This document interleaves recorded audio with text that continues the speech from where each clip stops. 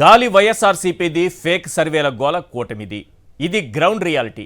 ఇంత క్లారిటీ ఉన్నా అడ్రస్ లేని సర్వేల పేరుతో బాబు ఒక కన్ఫ్యూజన్ క్రియేట్ చేస్తున్నారు. కొన్ని గంటల్లో కూటమి జాతకమేంటో తేలిపోతుందని తెలిసిన ఒక పద్ధతి ప్రకారం హైప్ క్రియేట్ చేస్తున్నారు. కానీ అసలు నిజమేంటో తెలుసా? కూటమికి ఓటమి తప్పదు. క్రెడిబిలిటీ ఉన్న సంస్థలన్నీ తేల్చింది ఇదే. లెక్క ఏదైనా ఫ్యాన్ పక్కా అని సర్వే సంస్థలన్నీ తేల్చేశాయి. ఆరా మస్తాన్తో మొదలుపెట్టి Aatmasakshi, Race, First Step Solution, Parthadas Chanakya లాంటి సంస్థలతో పాటు జాతీయ స్థాయిలో Times Now, ETG, Dainik Bhaskar లాంటి గ్రూపులది ఒకటే మాట. రాష్ట్ర మీడియా, సెఫాలజిస్టులు, సర్వే సంస్థలు చేసిన 32 ఎగ్జిట్ పోల్స్లో 24 పోల్స్ వైఎస్ఆర్సీపీ వైపే నిలబడ్డాయి. 50% మించిన ఓట్ షేర్తో వైఎస్ఆర్సీపీ మరోసారి అధికారంలోకి రావడం ఖాయమని తేల్చేశాయి.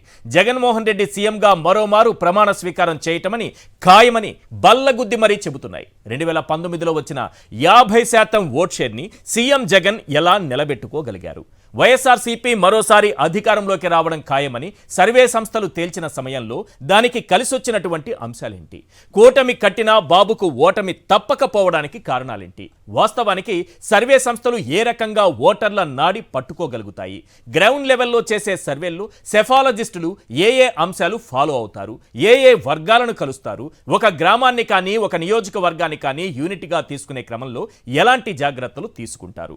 రైట్, మనతో కాసేపట్లోనే జాయిన్ కాబోతున్నారు ఆరా సంస్థ చీఫ్ ఆరా మస్తాన్ గారు. రైట్, అంతకంటే ముందు ఒక్కసారి వివిధ సర్వే సంస్థలు ఇచ్చినటువంటి సర్వే ఫలితాలను ఒక్కసారి మనం స్క్రీన్ పైన చూద్దాం. తర్వాత మనం ఆరా మస్తాన్ గారితో మాట్లాడదాం. ఎస్ ప్లీజ్, ఒక్కసారి మనం చూస్తున్నాం లెక్క ఏదైనా ఫ్యాన్ పక్కా అని తేల్చినటువంటి కొన్ని సర్వే సంస్థలు. నేను చెబుతున్నా క్రెడిబిలిటీ ఉన్నటువంటి సర్వే సంస్థలు గ్రౌండ్ లెవెల్లోకి వెళ్ళి అక్కడ ఓటర్ల నాడి పట్టుకొని ఒక గ్రామాన్ని కానీ ఒక నియోజకవర్గాన్ని కానీ వివిధ వర్గాలను కానీ కలిసి కొన్ని అంశాల ప్రాతిపదికగా వారితో మాట్లాడి వారి అభిప్రాయాలు సేకరించి దాన్ని క్రోడీకరించి అక్కడ ఏ పార్టీ విజయం సాధిస్తుంది, ఓవరాల్గా రాష్ట్రంలో ఏ పార్టీ అధికారంలోకి వస్తుంది, ఇలాంటివన్నీ చాలా జాగ్రత్తగా లక్షల శాంపుల్స్ తీసుకుంటారు. లక్షల శాంపుల్స్ తీసుకొని ఒక నియోజకవర్గానికి ఎన్ని శాంపుల్స్ కావాలి, ఓవరాల్గా 175 నియోజకవర్గాలకి ఎన్ని శాంపుల్స్ తీసుకోవాలి, ఇవన్నీ చూసిన తర్వాత ఈ రాష్ట్రంలో గెలుపోటములను ప్రభావితం చేసేటటువంటి అంశాలు ఏ ఉన్నాయి, ఇవన్నీ కూడా వాళ్ళు లెక్కలేసుకున్న తర్వాత ఇచ్చినటువంటి ఈ లెక్కలన్నమాట. ఇవన్నీ అక్కడ వచ్చినటువంటి రిజల్ట్. ఆరా సంస్థ 94 నుంచి 104 వైఎస్ఆర్సీపీకి రావడం ఖాయమని తేల్చేశాయి. ఇక కూటమికి 71 నుంచి 81 సీట్లు రావడమని ఆరా సంస్థ ఖాయమని ఆరా సంస్థ చెబుతోంది. ఇక ఆత్మసాక్షి 98 నుంచి 116 సీట్లతో వైఎస్ఆర్సీపీ మరోసారి అధికారంలోకి రాబోతోందని క్లియర్గా మనకు రిజల్ట్స్ ఇచ్చింది. ఇక కూటమికి సంబంధించి 59 నుంచి 77 స్థానాలు మాత్రమే కూటమికి వస్తాయని ఆత్మసాక్షి తేల్చింది. ఇక రేస్ 117 నుంచి 128 స్థానాల్లో విజయం సాధించబోతోంది అనేది వైఎస్ఆర్సీపీ విజయం సాధించబోతోందని తేల్చింది. ఇక కూటమికి ఎన్ని వస్తాయంటే 48 నుంచి 58 స్థానాలకు మాత్రమే అది పరిమితం అవుతుందని రేస్ సంస్థ తేల్చింది. టైమ్స్ నౌ, ఈటీజీ 117 నుంచి 125 స్థానాల్లో వైఎస్ఆర్సీపీ విజయం సాధించబోతోందని తేల్చింది. ఇక కూటమికి సంబంధించి 50 నుంచి 58 స్థానాల్లో విజయం సాధించే అవకాశం ఉందని తేల్చింది. ఇక సిపిఎస్ 97 నుంచి 108 స్థానాల్లో వైఎస్ఆర్సీపీ, 66 నుంచి 78 స్థానాల్లో కూటమి. పార్దాదాస్ చాణక్య సంస్థ చేసినటువంటి ఒక సర్వేను చూస్తున్నాం. 110 నుంచి 120 స్థానాల్లో వైఎస్ఆర్సీపీ, 55 నుంచి 65 స్థానాల్లో కూటమి.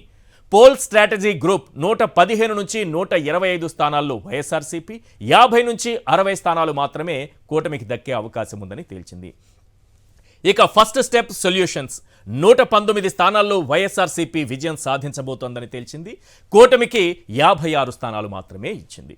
ఇలా మరికొన్ని సంస్థలు కూడా చూస్తున్నాం. అగ్నివీర్, జన్మత్, ఆపరేషన్ చాణక్య. ఎస్, అగ్నివీర్ అయితే 124 నుంచి 128 స్థానాల్లో వైఎస్ఆర్సీపీ విజయం సాధించబోతోందని తేల్చింది. కూటమి 46 నుంచి 49 స్థానాలు సాధించే అవకాశం ఉందని తేల్చింది. ఇక జన్మత్ పోల్స్ 95 నుంచి 103 స్థానాల్లో వైఎస్ఆర్సీపీ విజయం ఖాయమని, కూటమి 67 నుంచి 75 స్థానాలకే పరిమితం అవుతుందని తేల్చింది.